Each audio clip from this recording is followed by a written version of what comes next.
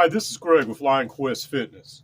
Today I want to talk about decision making, about how to avoid mistakes that may cause you to wind up in a deadly force situation where you might have to use something like this. So let's talk about it.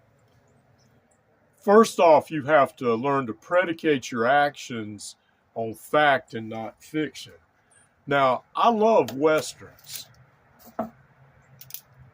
And I particularly like the movie Tombstone. And it's loosely biographical, but it's still a work of fiction. And anybody who's ever been in law enforcement will tell you that the gunfight at the OK Corral was the result from a bad arrest gone very bad and worse. Let me explain. First off, it became personal. Conflict between two groups. You know, the Earps, who represented the Republican townies, some of them had been very professional lawmen. They were gamblers. They were also associated with prostitution. Then on the other hand, you had the Cowboys, who were a loose collection of ranchers who also rustled cattle and were sometimes bandits. They were Democrats, Southern sympathizers. And it was a conflict between two different groups of people.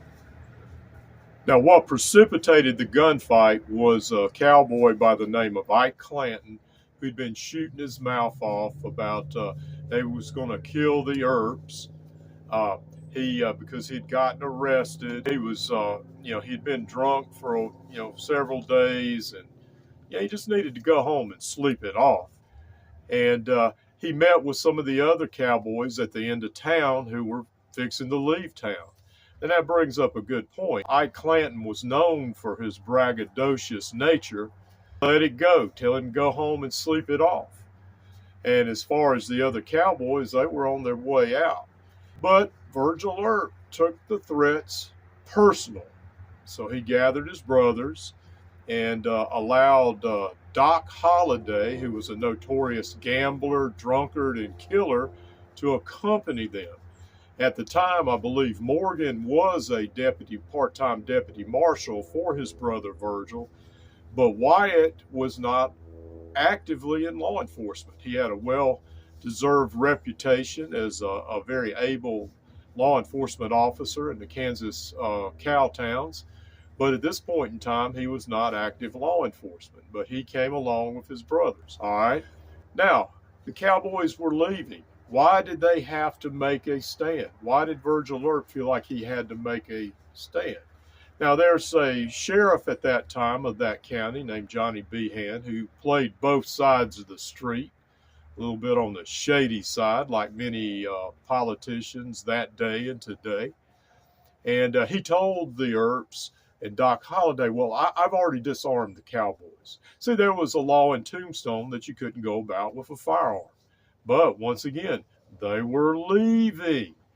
And instead of letting Johnny Behan handle it or say he handled it, Virgil could have told Behan, look, go tell your friends that, they're welcome to come to town, but, make sure they're not armed when they come to town. Could have kept it as simple as that. But once again, it became personal, became a personality conflict.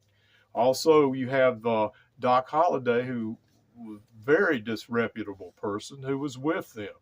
And he may have been the one that actually touched off the whole gunfight. So yes, this was a bad arrest gone worse. So how can we today have a decision-making model that helps us keep from making bad decisions? So let's talk about that. Let's look at Claude Warner, the tactical professor, who was a Green Beret captain during the Vietnam era. And he has a model that he was taught when he was in the United States military that starts with avoiding.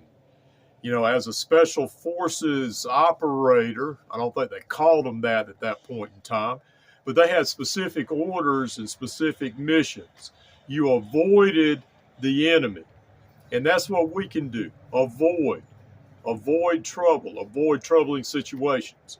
All right, number 2, escape. Leave. Get out of there.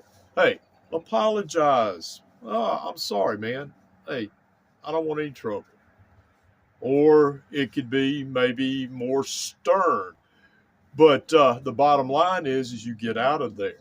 Third, you want to confront or maybe even deflect in some form or fashion. No, I don't have any smokes. Or I'm sorry, I don't have any money. Or just back off and leave me alone. Or, okay, man, don't want trouble. We're going to leave.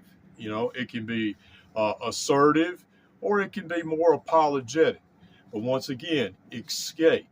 And the very last one is if you are forced into a situation where your life or the life of someone else is in danger, you resist and resist to the utmost ability possible.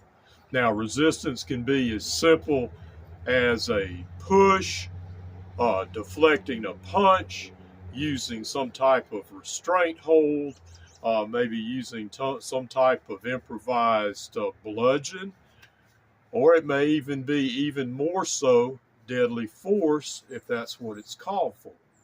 So let's look at this situation. A man and his wife are going out on the town, and they're going to a part of town they haven't been to in quite some time, and they find out that it's changed.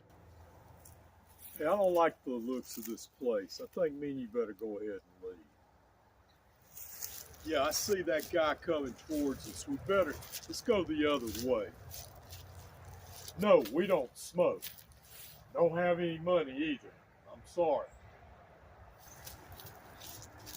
He's got a knife. Run!